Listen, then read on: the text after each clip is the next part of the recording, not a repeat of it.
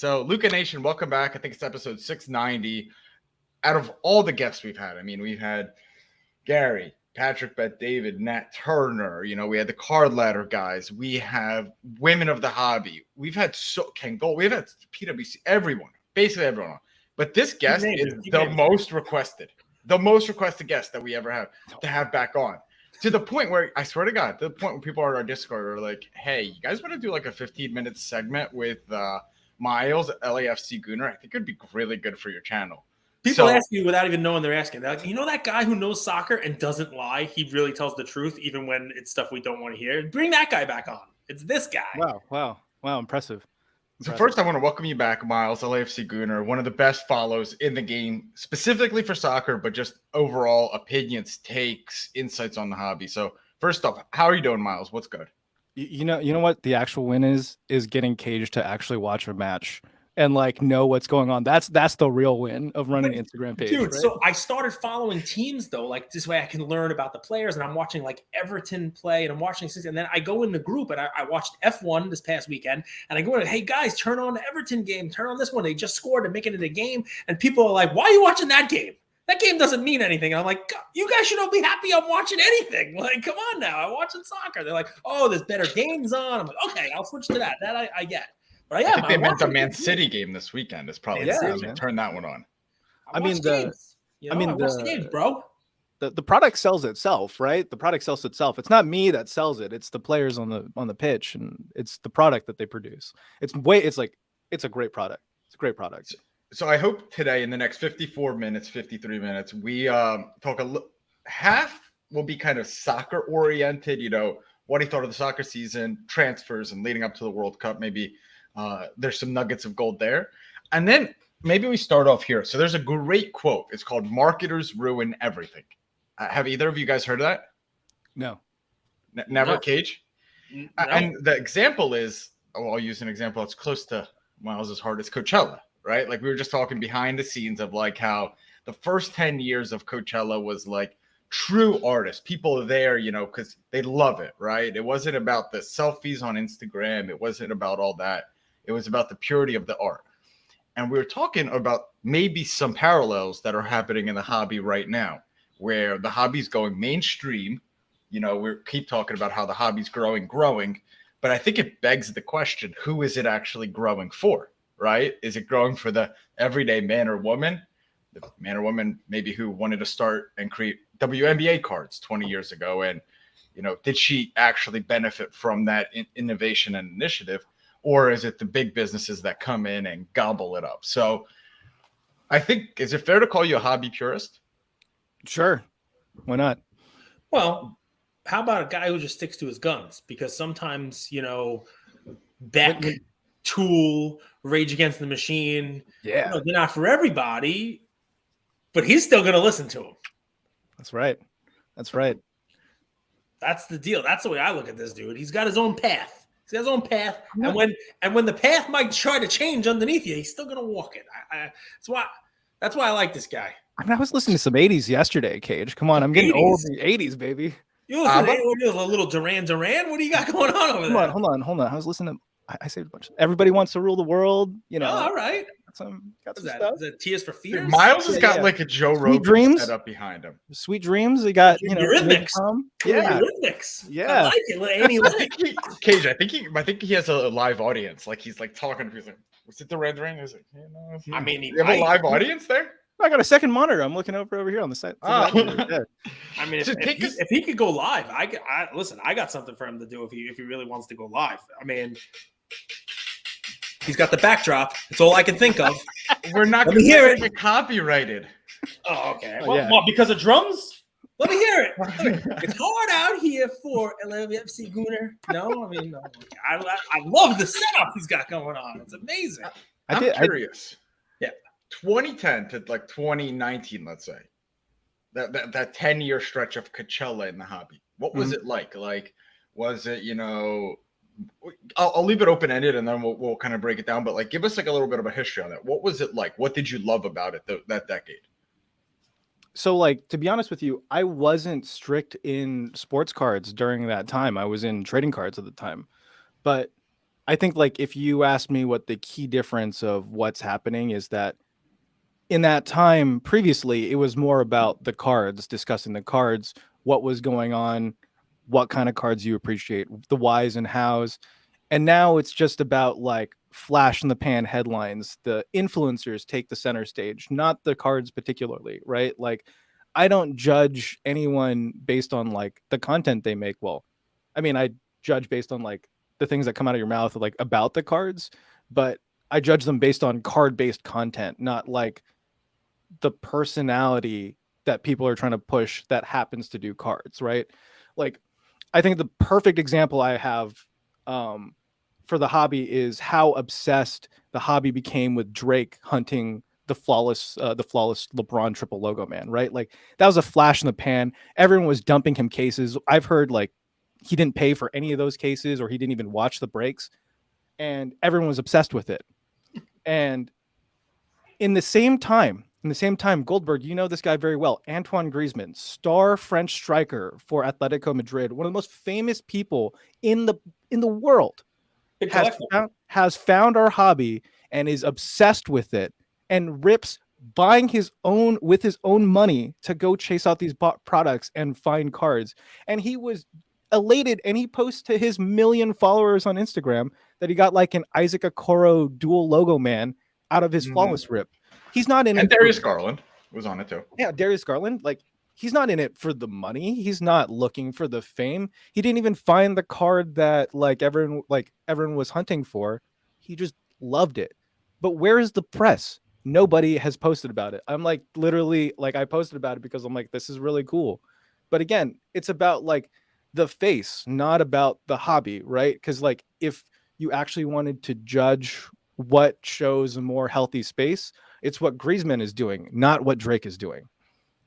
All right, end it right there. Yeah, end it right there. Call it podcast. Mike Call it drop. podcast. You got the whole thing. It's not about the money, money, money. Go ahead, sing it. You got the whole backdrop. He's all set up, man. Look at this guy. I love it. Listen, I can't wait. We're gonna have an hour of this, and it's just gonna be a whole bunch of truth bombs. But shout out to Leighton, who breaks with Antoine Griezmann quite a bit. Leighton is who I think Griezmann was the first one to buy with him, something like that. But just shout out to Leighton Breakers. Sarah mentioned it, right? She mentioned it when we had her on for the women in the hobby. She mentioned him specifically about breaking, which is great. Why do you think that is, though? Like both are stars. I mean, we could promote both of those guys. Why do you think that it had that discrepancy? Why do you think Drake got free cases? He was in it for the clout, in your opinion, versus Griezmann, who's in it for purity. But no one really picks up on that. I think a lot of it is like just the bias against soccer in general. Like people don't know who he is, so they're not celebrating it. But like it's easy to like put two and two together to be like, hey, we should celebrate this guy. I don't know. Maybe he's not doing it as aggressively. Maybe he's not doing it in the manner that people want. Like he's not going live and talking about it. Like that's the thing. Like his like cards are just like, for me, it's like a big part of my life, but for other people, it's a very small part of their lives, right? It's something he enjoys. He just loves the NBA and loves basketball and wants a collectible. I have a theory, you guys. Sure. Up until a certain point, I mean, and this poke holes in this because this might not be true. The hobby has been predominantly an American hobby, let's call it that. Where with Europe, not very much into collecting, and Asia I know that they do, but it feels like its own world. Drake is an American celebrity. I know he's from Canada, but like where Griezmann is from Europe, and I don't think they have as strong of a collector base out there. Poke holes in that theory. It could be completely wrong. They're definitely growing it aggressively. Like you can see like all the breadcrumbs that Topps is doing, right? Like they invested into F1, they invested into soccer. They are also investing into tennis. They're investing into all the big sports for Europeans, right? Like this is their first attempt to like really take over that market. Like this is a concerted effort now, right? Like they've dipped their toes in for the last 10 years or so, and now they're going to try to chase it. Asians are different too. Like that's an entirely different world. Like, yeah, one day when you go, you'll be like, wow, their collecting is so different and so sophisticated compared to ours, because it is. They're three completely different worlds. And yeah, I definitely think that Drake being our celebrity helps push it. But it's just it's the narrative people want to push, you know? Like, do you think Sarah Layton was sitting there begging Griezmann to continue breaking with her and offering him a bunch of free Actually, stuff? she wanted to keep it quiet. Yeah, To because be like honest. but see, She that's didn't want the to out him. I think he's a private guy and he's not doing it for clout. He's not doing it for those reasons. He's doing it because, like you're saying, he's an actual collector. So, and I love that, man. I love that. Like if you know Rodman PC, like he says he chats with Griezmann from time to time about cards. Like, that's amazing, man. Like, come on. Like, did you ever think this guy from like Honduras would be able to meet an athlete he's watched on TV for like 10 years, but talking about basketball cards, right? Like, that's incredible. But that's what the potential, that's what the hobby brings to you. And it's that community feeling of like where things change, like where like, the social climbing isn't as much of a factor anymore. all right, Miles. Well, so I'll give you two options, right? I'll give you two options. You have what you have now, where clout chasing is a thing. There's a lot of documentaries being made. We like celebrities, and celebrities' names in the hobby will open doors. Saying to a production company that I know Drake. Here's me and Drake live, or whatever it may be. Probably opens doors, and it's a good thing for the overall hobby from a size and scope perspective. It brings more people into the hobby. It brings more money into the hobby, and then in turn, so this is option one. It's a long option. In turn, it raises the prices of things, right? It raises the value of your own collection, right? Quicker than it otherwise would have. Now, option two is you don't have that. You have a hobby where it's not influencer driven, it's not clout driven, it's not celebrity driven, it's much more organic, and there are less people in it. The growth is not as large, as fast, and it will take longer, if at all, for your card values to go up. It's more collector driven, and you don't have as much money to immediately go out and chase even more of those cards that you love. You have to pick one. And I know you're angry at option one, but when it's spelled out exactly that way, are you quick to jump on option two? I'm going to answer option two. And for this reason, I was much more comfortable. Like when nobody cared, and when I was doing this myself for years and like people made fun of me and all the other BS that I had to deal with, I was much more confident in saying, hey, if I bring you into this space and I guide you, I can help you grow a collection, make money. We do it organically. You'll like learn the space and you'll learn a lot about it. I was much more confident with option B than I am with option A, because like, yes, the money is there. Everything's been growing exponentially, but the number of people that I've seen get hurt in the process, or that they just have like, what's funny? I'm 30 now, right? And I finally understand what it means to train people from a blank slate. And people have been trained from this blank slate of like base prism tripling overnight, right? And that's the swings that they're used to. That's the market that they're used to. And now they're trying to find those same opportunities in something that doesn't exist. And they're like, and I hate to say it now, but like most people, if you're still looking at like base silver, basically anything, the opportunities for that parabolic exponential growth are gone. Like there's too much out of it. There's too much out there for people to like speculate on this, on the stuff on. It's dangerous. What from a blank slate, what advice did you give to someone that's a 2010, they're coming into the hobby, they have $1,000? Where would you start them off? And they love soccer and basketball. Well, like, so for me, like, I'm gonna twist the argument. So, like, for me, I was in Magic the Gathering at the time, so I would literally would have just told you to play the game and learn the game, because by learning the game, like in Magic the Gathering, typically the cards that are like investable are the cards that are very good in the game. So, like, by learning the game and the space and like getting into it, then you become a more sophisticated person, maybe like 6 months, a year down the line, right? That $1,000 that you throw at the game, that's like a case of booster boxes, or like 20, 30 events, like a ton of time. Like you can spend half the year grinding away that $1,000. And then after you figure everything out, then you're ready. After like you see what's ups and downs and all that stuff, then you're ready to like start doing things. Like, but now it's just so different, right? People want to do like now because it's all FOMO. It's scary to me. It's scary. Okay, so when did you move from Magic to soccer? Like early 2019. So you were in it for like 9 years. Magic the Gathering was your thing. I was in Magic from like shit, they were playing Magic on ESPN back in the day, man. Like in No, they 90. weren't.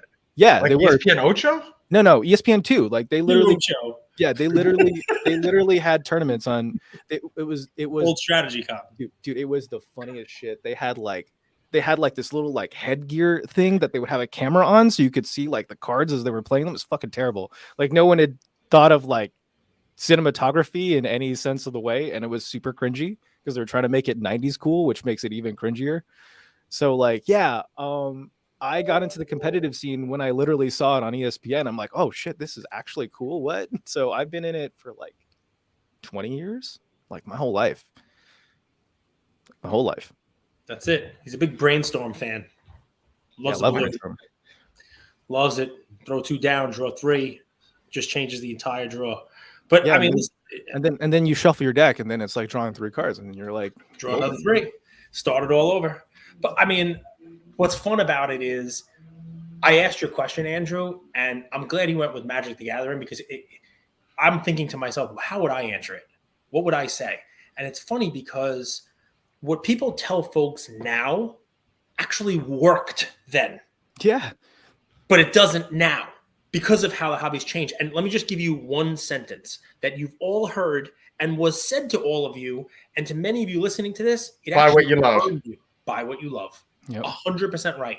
Because what Miles was able to do 10 years ago was actually tell people, find something you love and then buy what you love. He loved playing Magic the Gathering. And the cards that he loved having in his deck that actually, helped him out when he was playing the game, depending on what edition, you were playing. I mean, I make my Brainstorm joke, but, it could be the Soul Ring, could be Veil of Summer, could be whatever the hell you want to play on those Magic the Gathering. Forget about the Lotuses and all the other crazy stuff that's too expensive. But maybe you loved, I don't know, 2009. Yeah, there you go. I literally just graded this the other day. I own this. I played with this. I decided to grade it, and I got a 9. Like, isn't that amazing? I literally played this in tournaments, and I got a PSA 9 on that. Isn't that amazing? Incredible. I mean, you must have soft hands. Incredible. But, we don't want to get into How does that work? This? Oh, you have it in like several sleeves, and you play with the character. But like, yeah. You don't like slam it down like No. Charizard. That's not the same. I mean, that was a couple $100 back then, right? Like, it's expensive for a card, and you need like 4 of them, and that's like 4 of the 60 cards you need for your deck. It's expensive. I mean, but the point, you come in 09, and let's say you were a football fan, right? You could buy cards of 2009, whoever you like. Mm-hmm. Maybe Brady, maybe whoever it is. I mean, maybe you weren't a Brady guy. If you bought Brady, trust me, you love the hobby still. But, that was a way to enjoy it, kind of support your guy. It was like buying stock. You were watching the games, and there was no expectation of week to week. My cards just doubled because he had 3 touchdowns, or my cards went down 50% because of this and that. But there was appreciation. There was money being made in it. And I think if you take it to the next step, maybe what some of Miles' frustration is that today it's harder to tell your friends to get into this. It used to be easier because you weren't going to get them hurt. Oh my God. You want a story of how it's going right now? Okay, so all the social media for Magic the Gathering right now, it's crashing. The markets are tumbling. Just like I think Cage posted something this morning. Basically everything, unless it's like tip of the spear stuff, is getting slaughtered right now, right? Same thing happens with every other like collectible, like card collectible hobby right now. It probably is generally every collectible or like basically every asset right now because it's a recession, right? It's happening. Slaughtered relative to the last 6 months. Sure. Yes, absolutely. Put a frame. Yep. So I messaged a friend who has shown interest, like he's gotten into cards the last couple of years. And I also found out mutually that he's really into Magic the Gathering, right? And I'm like, hey, it's time to get back into Magic the Gathering. And he responds in the text. He's like, yeah, I'm tight on cash right now. I don't have any money to invest. Because that's how twisted everything has gotten to this point where he thinks like, I'm hitting you up to get 20 grand to go buy some high-end Magic cards. No, that's not what's happening at all. What's happening is that this is the moment in time where people are panicking, starting to sell all these things that they bought for investments. Quality assets are becoming available, right? Like this is the time to like start getting back into it, researching, buying the stuff you want, because collecting is not shooting your wad in 6 weeks and getting in some stuff and hoping it goes up a couple 100%, right? Collecting is this really long, drawn out, arduous process of like finding the cards, going out to places, understanding the rarity, building up that collection over time. You have fun with it, you enjoy it, you love it, and then you know that because you participate in this cycle, you believe in the long-term growth to pay you off financially. As long as your fundamentals stay correct, then that's not like it's going to be really difficult to lose the money. Not chasing alpha like what seeking alpha like everyone calls it now. That's a fool's errand. That's a fool's errand. You're gonna lose. And it's all about the alpha. I love alphas. I think Embiid is a beta, if we could be truthfully honest. Well, but we do know why all this happened. This is a collision of factors. So, for one, COVID hit. Mm-hmm. I mean, we could talk about that from all angles, but it happened. Everyone was home. Then people got money in their bank accounts. Then the government also printed tons of money. Then also people had nothing to do, so they were sitting at home. They wanted to invest in stocks. GameStop went berserk. AMC went berserk. Cards went berserk. Crypto went berserk. So everything went berserk. Then in specifically the card hobby, Fanatics came in, right? And that whole thing. So there was just a crazy amount of shakeup and variables and different things happening. So it is a period, if you kind of zoom out and have objectivity, where there's a lot of changes to the status quo. I mean, and that's going to have with itself like its own cause effect type of thing. Like the hobby's a strange thing, right? Like I can't speak to the sports card side, but like little creatures from Japan named Pokemon came over to the States in '96 and blew up the entire world, right? Like, or like Beanie Babies were the biggest freaking ridiculous thing in the universe for a while. Yep. And like these ancillary collectibles also grow the industry as a whole, right? Like some people took that much. Like so when Pokemon was booming, right? Like I was a kid and this guy came to the local card store I was at. He's like, "Hey, what's the game you guys are all playing?" Because it was like super early into Pokemon. And I told him it was Pokemon. He's like, "Do you know who has the distribution rights in the United States?" And I was like, "I think it's 4Kids Entertainment." And he was like, "Got it, thanks." And he was a sports card buyer at the time. I didn't see him for like a month, 2 months. Comes back with a brand new Ferrari. His license plate is 4Kids Entertainment. And he like comes up and he's like, "Yeah, kid, I invested a bunch of money into 4Kids Entertainment and I just like crushed it." So he like sat there. He bought me a case of, I think it was like Invasion, which was like $500 or $600, which was insane for a kid then. And then he went off and he bought his little cases of Exquisite sitting there on the shelf on the other side. Or no, I think it was like SP Authentic and Ultimate now that I actually think about it. But he bought a bunch of stuff for himself and like, he made like these little things, events are like huge cash infusions to the hobby and like change things dramatically. It's not just like this perfect storm of stuff that happens. It could just be like LeBron James going to the NBA in 2003 and like everyone getting excited about basketball cards again. Can I still be on that? And Cage, jump in because I do want to hear your thoughts. You've been through these cycles forever, but like, do you think there's a bit of resentment from people that didn't hit as well as he did? What, LeBron? No, but like think about this guy, right? He sat with the Ferrari. I love him. You want to know why I love him? Because he made money off of you, but he gave you something for it. Oh yeah, he a little lesson to the people out there, right? Yeah. If somebody makes you money, take care of them. You take care of the person who brings you your burger at the diner. You take care of the people who, who mow your lawn, who hold the door and get the elevator for you in your building, right? Take care of the hand that feeds you. Take care. If somebody makes you millions of dollars, break them off a little something. That's just what I'm saying. I mean, that would be my take on life, hypothetically. He bought you some stuff. He bought you some stuff, which is good. I like that. He bought me a lot of stuff. That was a big deal as a kid, man.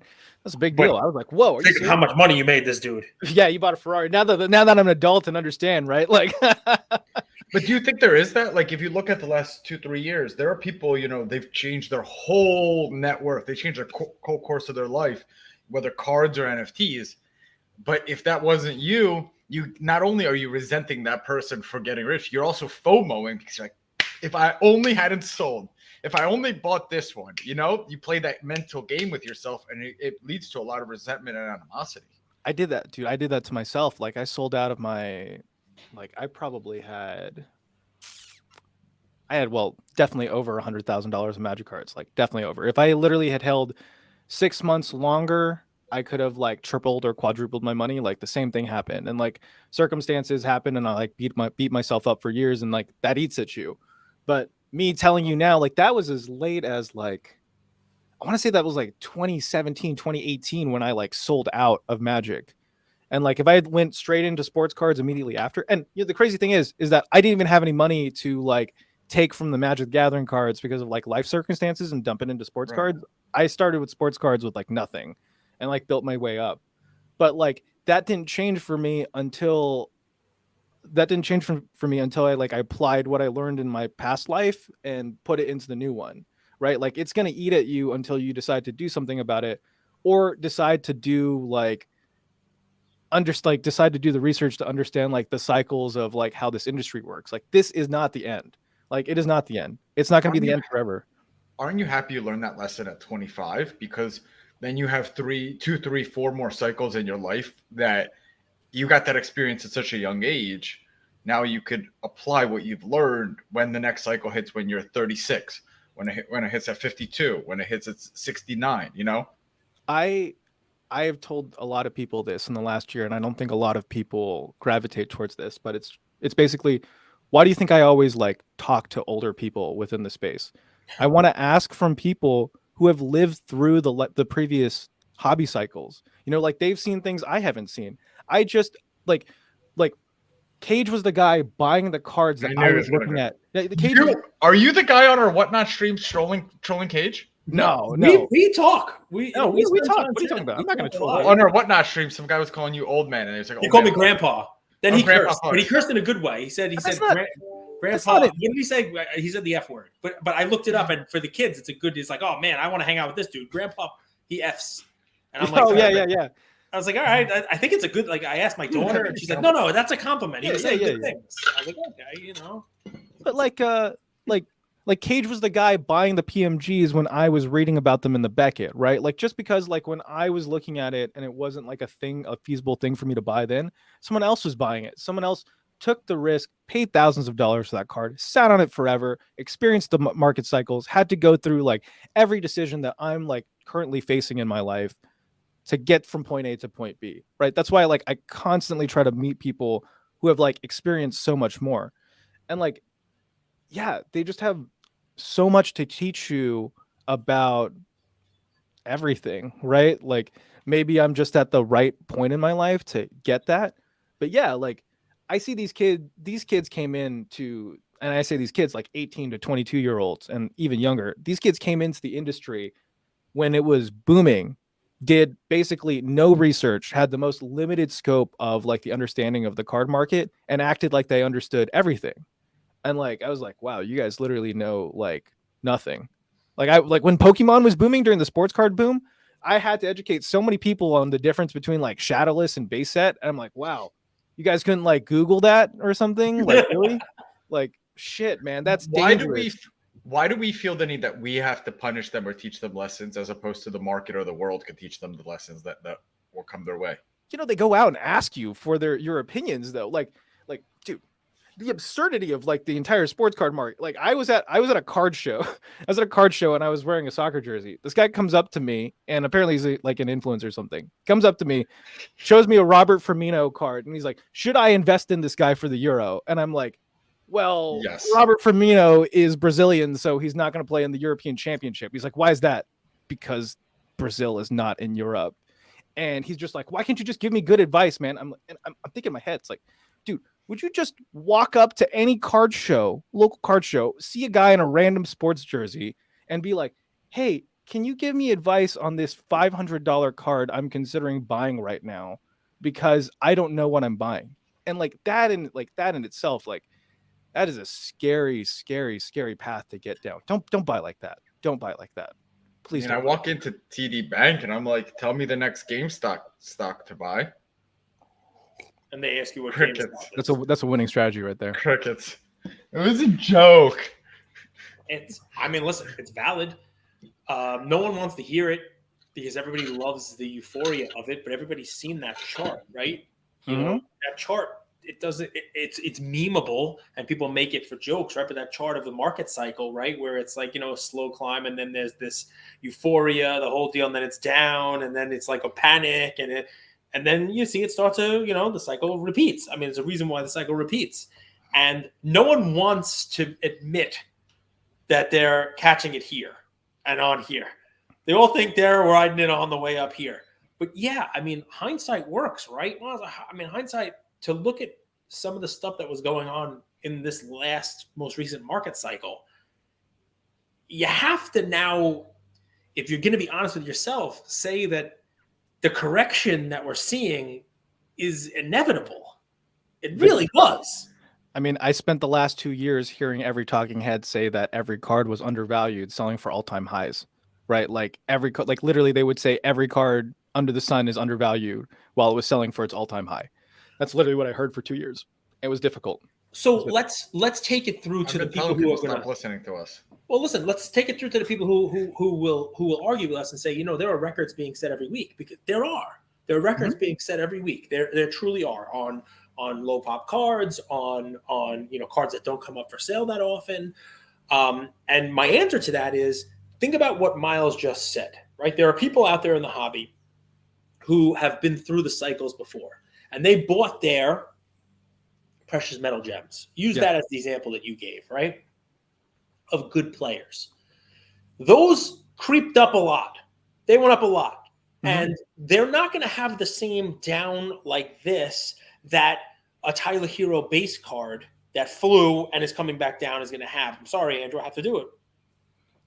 I love the kid. I mean, he's great. He's the poster child for what we I hate when people dress up like so flashy when they're injured, but keep going. It could be, you can use any other example, but here's the difference. And guys, this is actionable stuff from what Miles is saying, right? Because I know there are people out there saying, Cage, ask him, right? Ask him what he would be buying. And we'd get into soccer cards and that kind of stuff in a second. But what he told you is exactly the key to unlocking being here for a long time. You can watch the sales now, right? And what you're going to see is there are going to be cards that flew like this and are going to come all the way back down, right? But you'll know when this cycle is about to reverse, because there are going to be certain cards, like your example, PMG, that people are going to come in and grab once they fall to a certain price. Most likely it's people who were here before and maybe missed out on the PMG the first time around, saw it run up, were mad that they missed out on that run up, now seeing it come back to a point where they're like, you know what? I know there's going to be another run because I've seen it before. There have been other runs before, and next time the run isn't going to start from here and go up, it's going to start from here. Let me get it now, and I can sit on it. It's a card I always wanted. It's a card that I know has a fan base. And I'm using PMGs as an example, guys. It's interchangeable with several other things. Take a look at the chart on a card I just bought. Take a look at Josh from Cardboard Chronicles Stories. Look at the Ray Allen refractor PSA 10 that sold for that one just had a new high sale. Exactly, a great card that doesn't come up for auction that often. Like, it's a perfect example. Durant, he's beaten down right now. Look at his white refractor that there's only 99 of, right? Like, that's a card you're going to see do this. LeBron's refractor. You're going to see these things do this because people who miss the run and see them coming back down now, it's almost like a stock market with a market maker, right? Where somebody comes in and says, okay, I'm defending the price now, or I've seen this. I know it's a stock that's going to be here forever, and I'm going to buy in now because I can hold it for a year, 2 or 10, and know that at this price, I will eventually make money on this item. You can't do that though if you're coming in saying, I'm going to buy this now and sell it in a month. My time frame is it's a perfect card. You see the thing? If you were to go to a more recent chart, maybe like a 3-month. Instead, Andrew, what you're going to see is that you're going to see that little cup and handle kind of thing. You're going to see, maybe even more recent. There's not a ton of sales on it. That's the issue. That's the interesting thing too, right? Like with like what I try to tell people right now is that like There. it's almost like sales data at this point is your enemy, because like the reasons why, like for me, the reasons why like the run-ups with a lot of these cards happen, Uh-huh. and like the people behind the run-ups, right? Like let's say like, okay, so, I'm sorry to you. Go ahead. Go ahead. I'm Sorry going to to the you. bathroom because I don't want to leave and get yelled at. No, you're allowed to. Put that chart back up. But like since he's away, I'm gonna use the Tyler Hero thing again. But like, Nice. Put that chart back Dude, up. did you Put guys that see the lamp game up. yesterday? This is how Tyler Hero chooses gum. Some people chew gum like that. You know, it is what it is. But go ahead, Byron. 3-year-olds. but yeah, like the Tyler Hero thing, it's like the prices go up during the price discovery period, right? Like Yep. everyone's trying to figure out what the top is, so people are excited, buy on the way up, right? Mhm. But the type of person that was buying that asset, think about like who's buying it. What's the purpose of it? Are they filling out a base Prism PSA intending to collection? No, they all were intending to flip it, right? That's right. Right. That's right. So when the event or the run up of the player in question typically happens, people are massively dumping that card onto market, which with increased supply pulls back the pricing, right? But that's the thing. It becomes a race to the bottom because everyone wants to cash out of the asset as soon as possible and make money on it. Yep. Now, that Ray Allen 10, Refractor 10, like if you looked at the pop counts, you've seen that it's a set that's been around a while. You are involved in the 97 Chrome community, and people know like this Ray Allen is my cock block of finishing the set, Yeah. right? Yep. And you know, like you check the PSA, you check the PSA registry, and you see like there's like 17 super high roller guys looking to finish that set, right? Yeah. These are the circumstances that are going to create a stupid bidding war between one of them. That's going to be like, I'm going to pay 70 grand to finish my. And people know it. Just for From yourself. 2016 to 2019, there was one on eBay for $100,000, and the subtitle on it was like, "This is the one you all want, and I know it." Yeah. You know what I mean? Like that card has a history. People need that thing, so you know when it comes up for sale, it's gonna sell and probably set records. That's what you're looking for, Andrew. If you pull that chart up one more time for me, because we didn't get to talk about it. This is just Ray scroll Allen. up a little bit, not the Ray Allen, but you can look at the Ray Allen we're talking about here, guys. That's the Topps Chrome that just look at the chart. I mean, just had a huge swing up from its last sale was 3 years ago, 2019, right? 2019. So, but if you go back to There's only 2 of these. exactly. Go back to the Durant one for a second, man, because no one's getting this card because of the pop 2. Go back to the Durant, that chart that you had just for 1 second, right? And I'm going to ask you to do something. I'm going to ask you to do something with your, with your screen, right? Sure. Everybody who's watching this on YouTube, what I want you to do is I want you to take your hand and I want you to put it over this bump. The bump that's between 2020, that sale humps. that's $15,000 or whatever that is, go down one more sale right there, and the bump that's from 2021. Now, if you were to take a pen and draw a line between those 2 dots and just take the huge spike out of it, what you're going to look at is a pretty healthy looking trend line. Like Great. that. And like, see, like that's the other important thing to take back and realize too, is that like how many sales are at the peak of the chart there, right? Andrew, like scroll up. I think it's like 2 sales. Like people are getting like 2, like literally the story of this is literally 2 people got caught up in the hype and overpaid for it. And that sets this chart into something comical, right? Like it's not a high density of sales. It's not a lot of things. It's just a couple people get caught up into it. Does Does those 2 sales, real quick question, does those 2 sales that are catching the hype, do they have a chain effect on the base Topps Chrome and the refractor Topps Chrome and all the way down?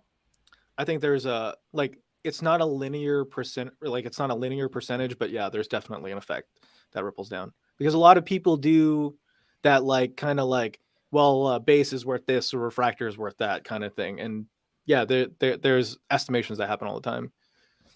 100%.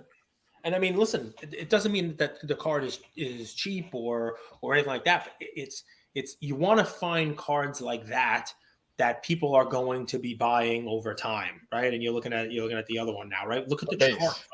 That's the base. But there are a lot more sales in the base because of the other sales that everybody went up and rode the swoop. But Cage, this one doesn't have as healthy of a trend line.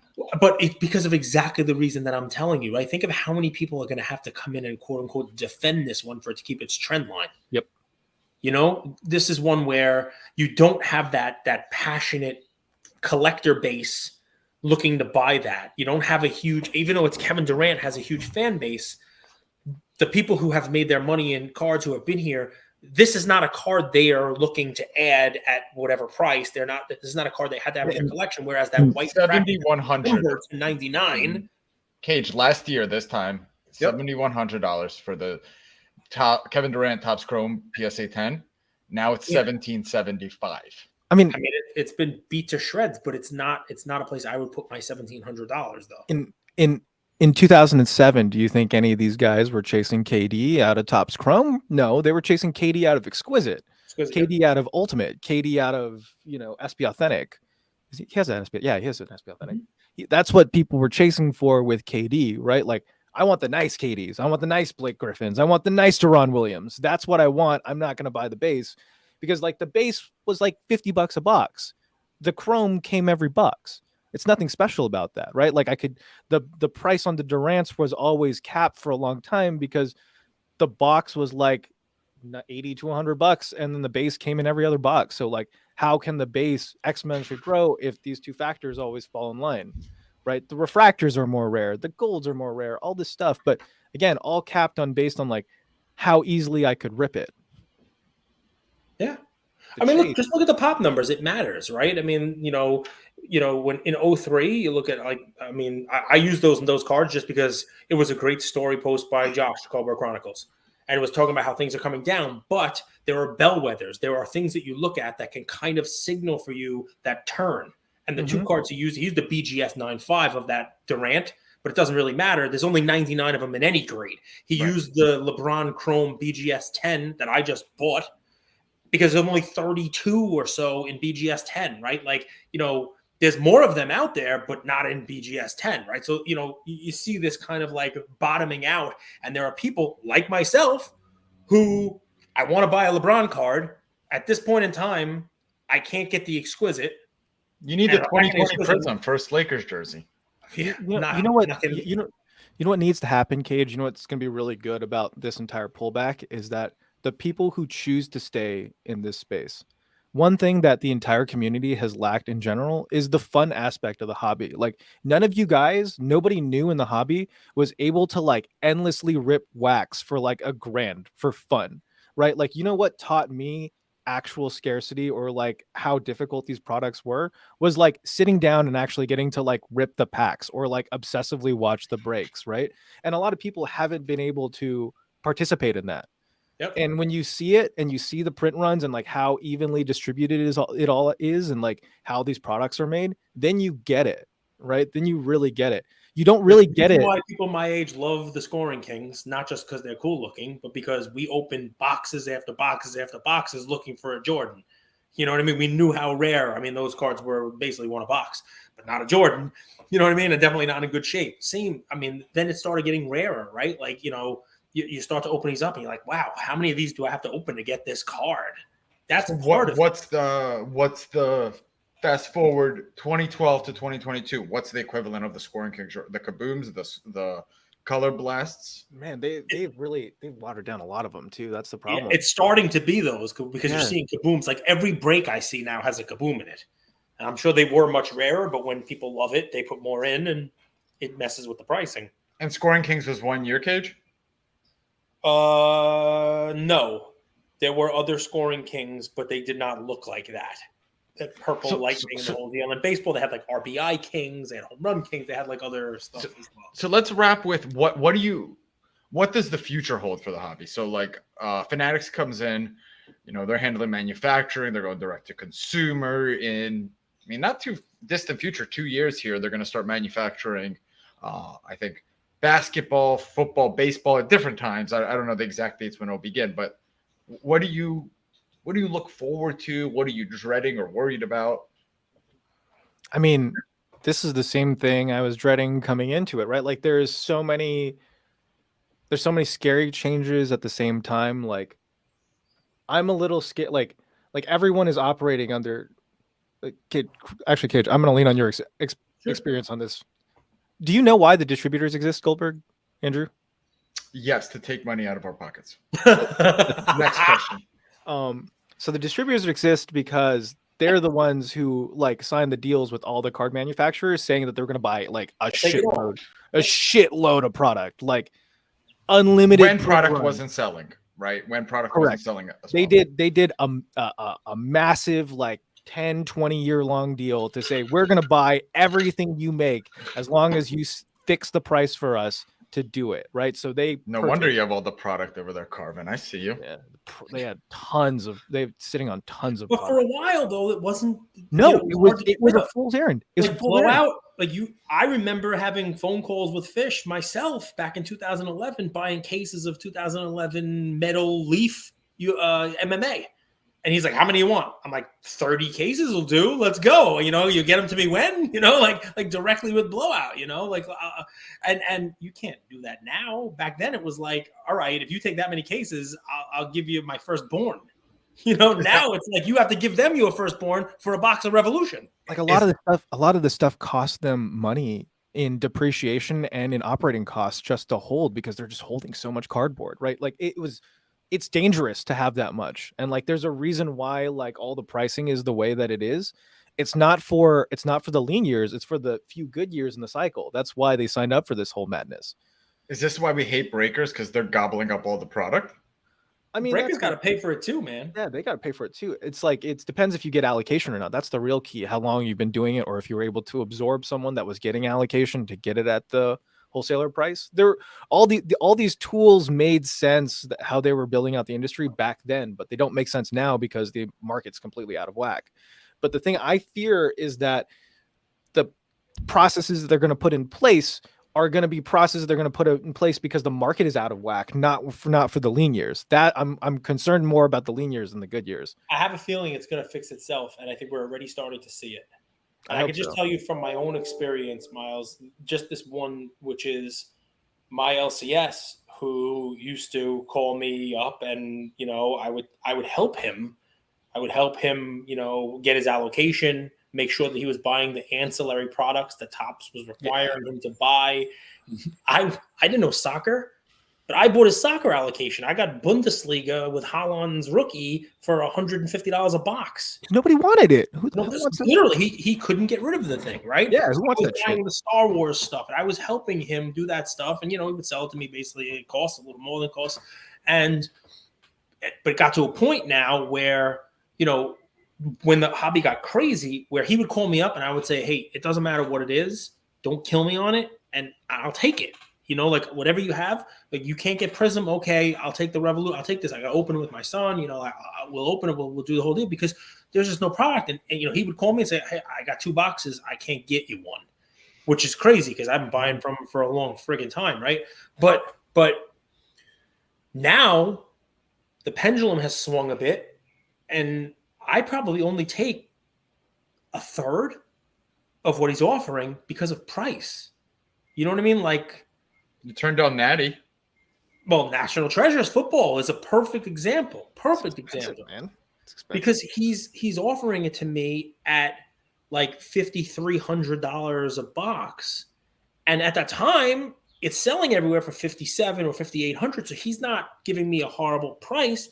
But by the time it's actually in his store, it's down to $4,800 or $5,000 or $5,200, and I'm not opening that. I'm going to open on Whatnot and lose money. You know, I mean, like it just became a whole. Andrew and I talked about it for a long time, and you know, I told him, I'm like, you know, you got this direct. I know what you paid for it. So it's a lot of things. It's a little bit of greed from the people in the hobby who I don't fault them for it because they haven't made their money.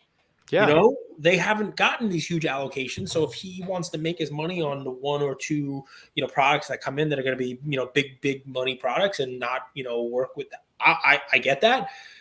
But I think what you're starting to see, love Blez or hate Blez, believe him because, you know, he was making his money on Flawless, but then comes out and says they're not going to charge what they're charging on. There's 3 of them, by the way. Right? Blez is plural. Yeah, so, but they came out and they did the whole, you know, video. You know what I'm talking about not selling National Treasures at $5,000 a box because it's not worth it, right? So you start to see that that's a turn. You know, when I used to talk about how, and mind you, this is a good year of NT football, right? There's like 5 QBs.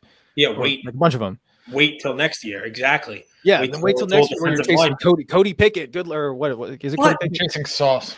But I think today, as we were recording, I don't know if it was $1,400 or $1,500. Prism football boxes, hobby boxes sold, and that was what they cleared at.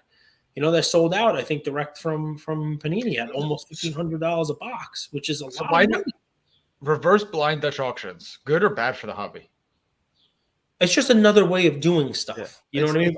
It's just as unclear. Like people say that it's transparent. It's just as intransparent as like previously, right? Like several whales can just line up their queues and like set the market on the stuff. Like it's saying it's fair when it's not actually fair. What's bad for the hobby? What's bad for the hobby, and I'm guilty of making it worse during the whole run up and the euphoria and being involved in it myself. Was Andrew? When we first started talking to people were like, "Hey, what can I do for fun?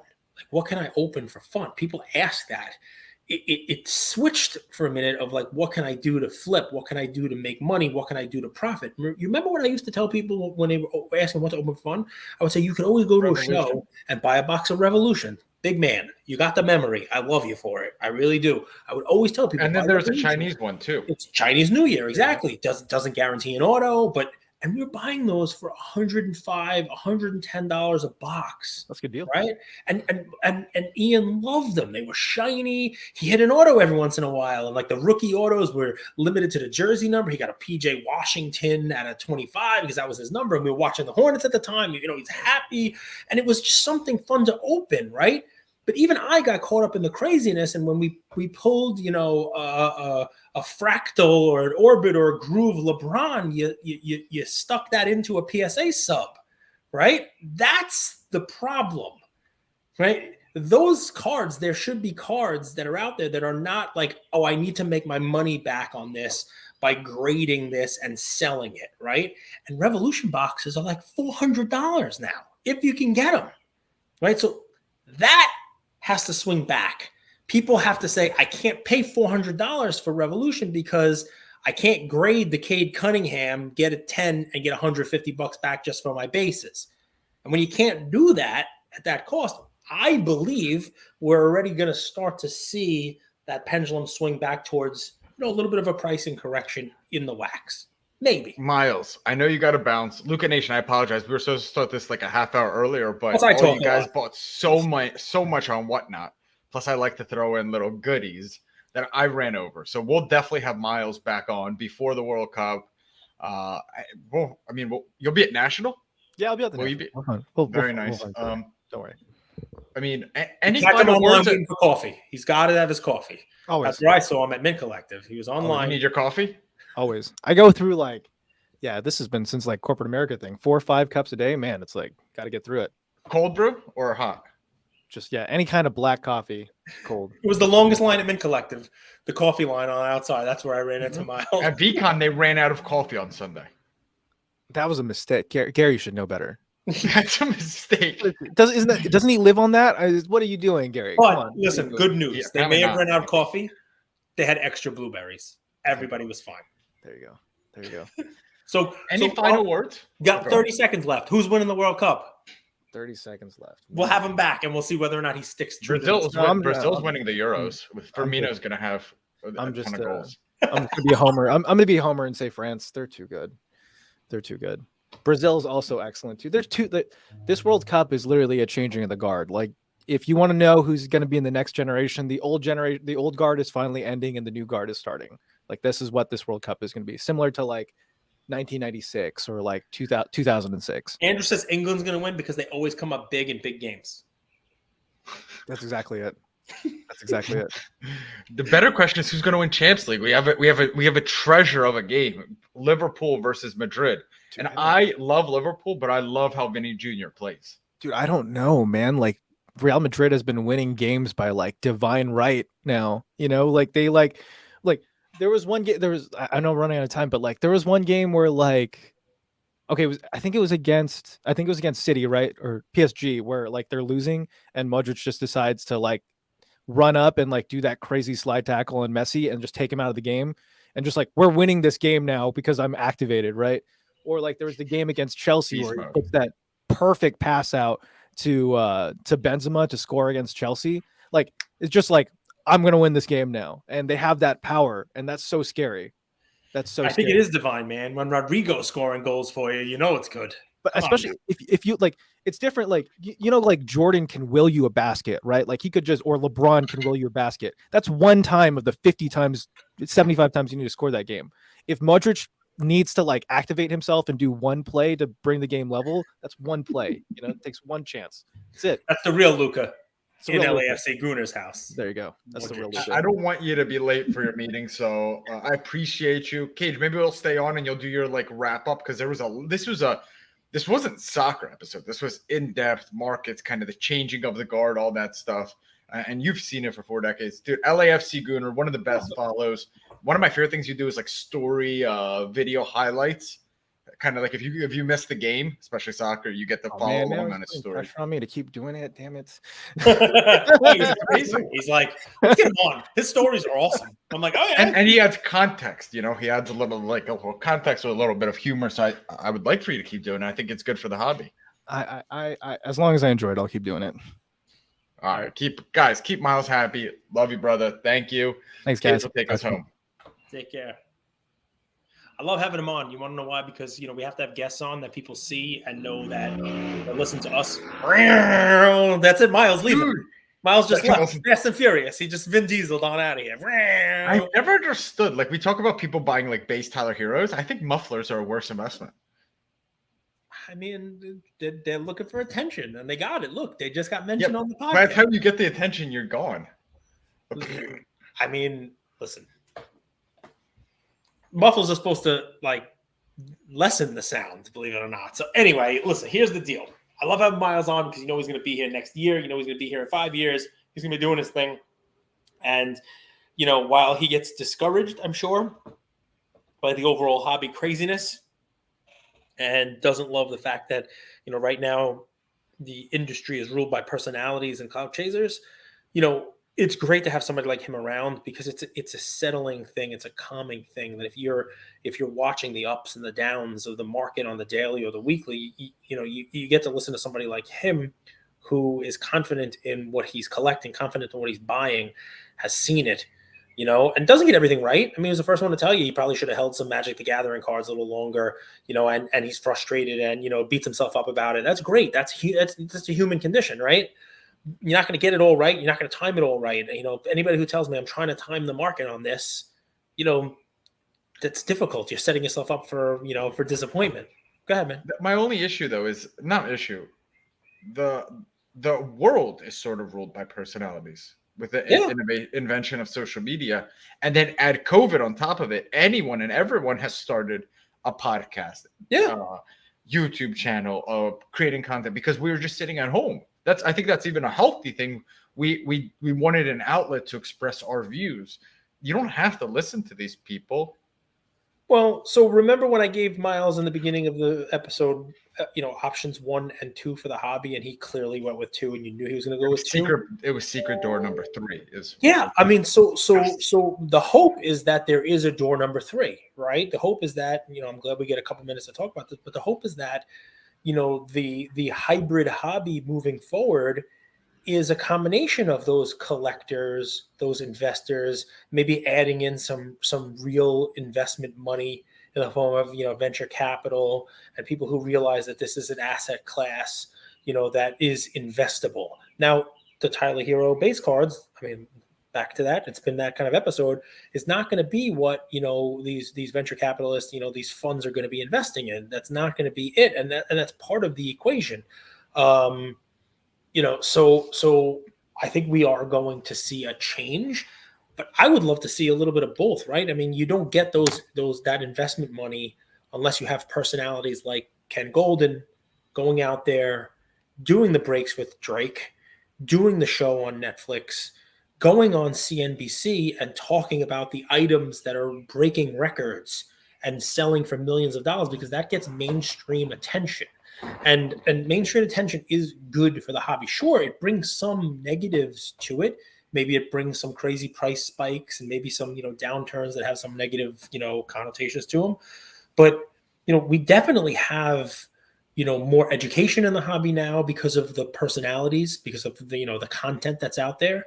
There are wrestling-based podcasts, right? With Stacking Slabs, right? The Card Ladder guys do a great job. Jeff Wilson, different kind of content, does a great job. Jay Lee does that is part of this new phenomena, right? Those guys, us included, Card Talk guys, right?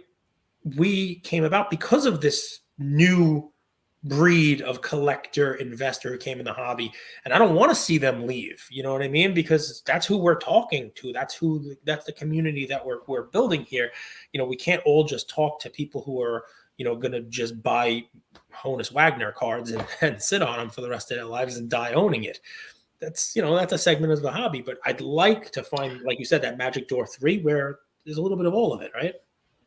But what's cool is those people who Honus Wagner collectors, they could also create content. They could do a history of the hobby, right? The history of where cards meet, history, kind of like that crossover. Like that, there's opportunity to be super creative and find white space in the hobby. I think there's room for everybody to do it their own way. I understand the frustration that some people have. The people who've been here for a long time, frustrated with the kind of change in the way business is being done now. I hope that, it swings back more towards the center. I don't think it's ever going to go back to the way that, they loved it. This is too big now. There's too much money in it, and people have seen that this is, something that you can invest in. I wouldn't want it to go back to the other end, right? Because you lose so many people who have now come in and been contributors to this hobby. You want it to grow. You want to pick up people along the way and educate them.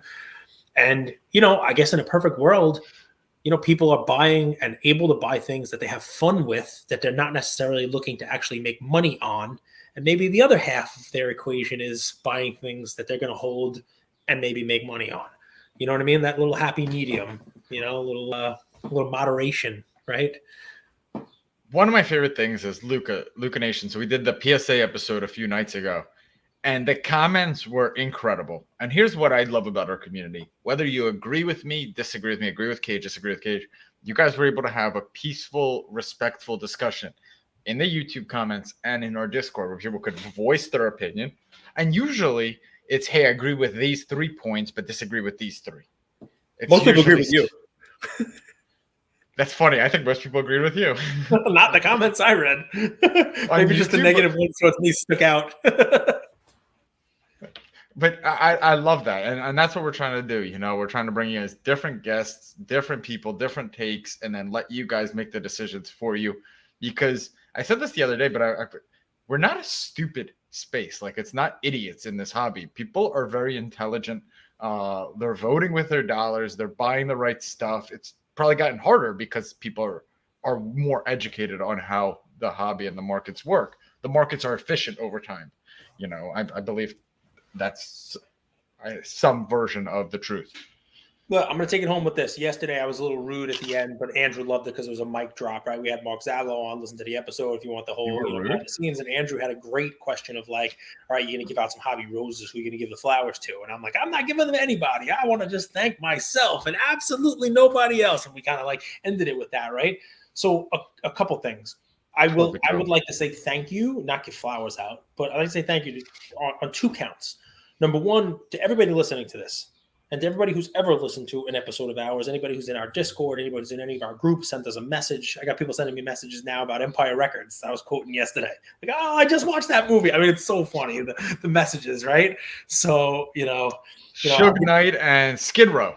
No, John Darth Collector, DRTH Collector is messaging me. He just rewatched in the last few months. So Empire Records, it hits home. But to every one of you guys, each and every one who sends messages to me, to Andrew, thank you, because by listening to us, by allowing us every week to set a new record number of people who listen, by watching us on YouTube, by commenting, right, you have built us up to a point where everybody wants to come on the show.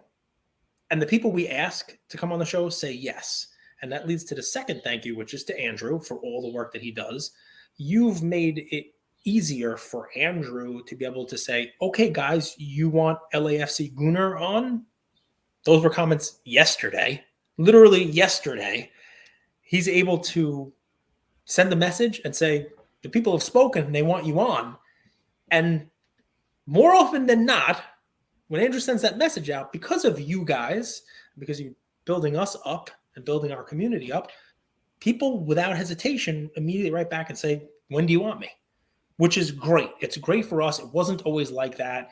And we love each and every one of you because, to get a little personal here, we're approaching 2 years doing this, right? In July, right before National, we will hit 2 years doing this.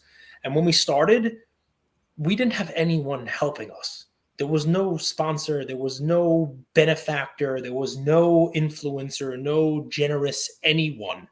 It was just me and this lovable idiot over here talking to each other.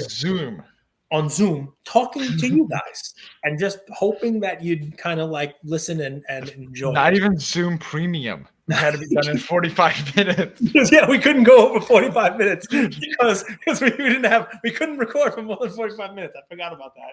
That's pretty much, but it's every once in a while I do need to be a little more gracious and a little more grateful about that because it's amazing where we've come and we've only gotten here because of each and every person listening to us right now, running, working out, in the men's room, wherever it is that you're listening to us right now. So a huge thank you. And you ask, we're going to get fired for being in the men's room too long for our episode. Well, I mean, you for this episode, but you asked for a guest and we're able to get that guest for you because of you. So big thanks. And Andrew, I seriously appreciate all the stuff. I love you, brother. Can we call July 16th the anniversary? It's Papa G's birthday. And that's when we did our pilot. All right, we did. We recorded our pilot on the 16th. Yeah, we did. All right, so that's that's the anniversary then. That's fair, right? 100%. And I call because, like your mom helps you with one thing, but like a lot of what I do here is because from like a young age I grew up in the cafe. So Papa G is responsible. I am my father's legacy for a lot of what we do here. And I think from what I get, your dad was hilarious, and everyone loved him, and he was like a big teddy bear. He was very easygoing. I mean, if I'm not looking at a carbon copy, pretty much. Probably a better athlete though. I mean, he was a legit athlete in his prime, not me. But yeah, I mean, listen, guys. Again, a big thank you. We're here every day. Try the veal. Tomorrow's show will be different than today's. This is kind of how it works, right? We appreciate it, and a big thank you to Miles, for coming on. So thank you all for listening to another episode of Lucas, Tigers, and Bronzo My.